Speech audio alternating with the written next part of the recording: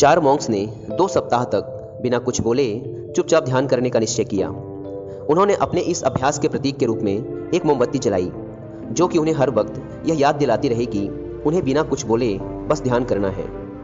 इसके बाद उन मॉन्क्स ने ध्यान करना शुरू किया। पहले दिन की रात होते होते मोमबत्ती टिमटिमाई और फिर बुझ गई। यह देखते ही पहले मॉन्क ने कहा, अरे नहीं, यह मोमबत्ती तो बुझ गई। दूसरे मॉन्क ने कहा, हमें बात नहीं करनी चाहिए, हमने कुछ भी ना बोलने की कसम खाई थी।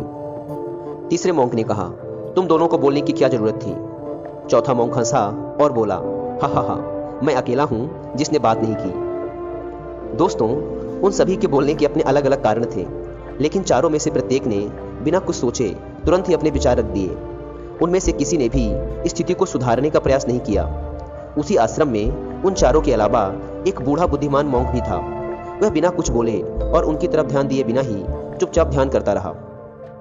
इस तरह से उस बुद्धिमान मॉन्क ने बिना एक शब्द बोले उन चारों को ही उनकी गलती का एहसास करा दिया, जो कि वो चारों बोलकर भी नहीं कर पाए। बिना सोचे समझे और जरूरत से अधिक बोलने पर हमें खुद ही लोगों के सामने शर्मिंदा होना पड़ता है।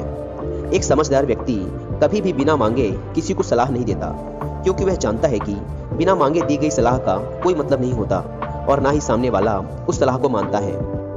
लेकिन आजकल लोगों ने अपनी प्रॉब्लम बताई नहीं कि हम उन्हें सॉल्यूशन देना शुरू कर देते हैं, जबकि 99% केसेस में जब लोग हमसे अपनी प्रॉब्लम शेयर कर रहे होते हैं तो वो हमसे कोई सॉल्यूशन नहीं सुनना चाहते, बल्कि वो तो सिर्फ ये चाहते हैं कि हम उनकी बातों को ध्यान से सुन लें, और इससे उन्हें कुछ समय के लिए शांति महसूस होती है।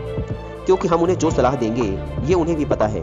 हर इंसान को पता होता है कि क्या सही है और क्या गलत है। इसलिए जब अगली बार हमसे कोई अपनी प्रॉब्लम शेयर करे तो हम बस उसकी बातों को ध्यान से सुने, उसे सलाह देना ना शुरू कर दें जब तक कि उसने मांगी ना हो।